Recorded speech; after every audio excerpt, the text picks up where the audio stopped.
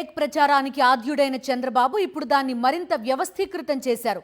తన పార్టీ కేంద్ర కార్యాలయంలోనే fake news ఫ్యాక్టరీలను ప్రారంభించి ప్రతినిత్యం ప్రజల మెదళ్లలో విషం నింపే ప్రయత్నం చేస్తున్నారు. ఉన్నది లేనట్టు, లేనిది ఉన్నట్టు చూపిస్తూ తానొక ఫేక్ సీఎంనని మళ్లీ చాటుకుంటున్నారు.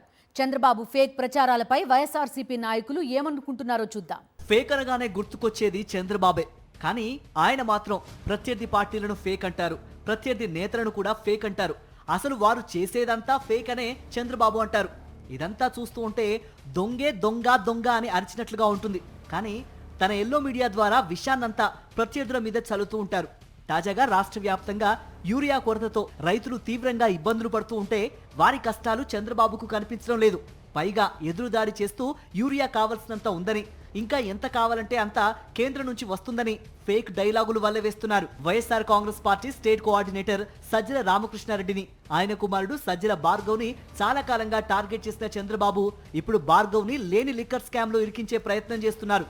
అసలు వ్యాపారమే ప్రారంభించని, కనీసం బ్యాంకు ఖాతా కూడా లేని కంపెనీ ద్వారా పెద్ద ఎత్తున లిక్కర్ డబ్బు చేతులు మారిందంటూ ఫేక్ ప్రచారం చేయటం ఫేక్ సీఎం చంద్రబాబుకే చెల్లిందని సజ్జల రామకృష్ణారెడ్డి వ్యాఖ్యానించారు.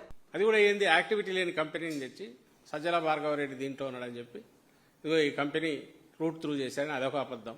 తెలుగుదేశం పార్టీ కేంద్ర కార్యాలయంలో లోకేష్ ఆధ్వర్యంలోనే వందలాది ఫేక్ ఫ్యాక్టరీలు వెలిశాయి.